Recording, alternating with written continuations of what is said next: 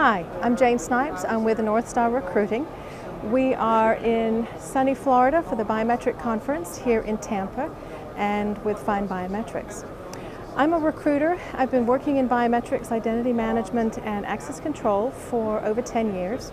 And I wanted to share today 4 closing questions that you could use in the interview process that would help position you much better in the interview process.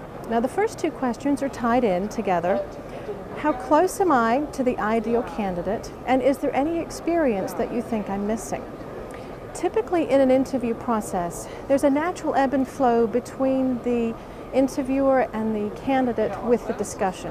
And there's a lot of unfinished sentences, mostly the candidates, because the interviewer will ask a question, the candidate will be 75% through the answer, and then something that the candidate says will resonate with the interviewer, so the interviewer will then interrupt and ask another question, so on and so forth. So at the end of the interview, the candidate feels that they have delivered 100% of the information that they meant to, but in reality, they've actually only delivered, say, 80 or 90%.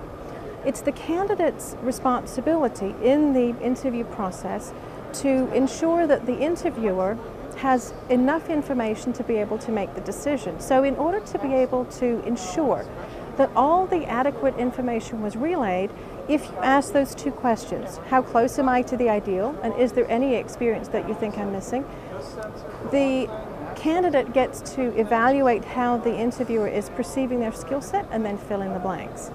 The last 2 questions are, when do you want somebody on board and what's the next step? And what it does by asking those questions is it just allows the interviewer to relay the actual time frame, and then the candidate can exhale and know that they're not going to hear for a month or 2 weeks or 60 days.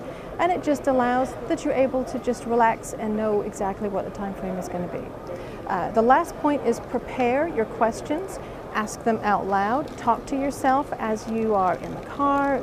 Go in front of the mirror, ask the questions, practice them, and make them your own so that when you actually do relay them in the interview, you come across as comfortable, confident, and that will ultimately translate into additional dollars in the offer. So good luck with your interview, and thanks for your time.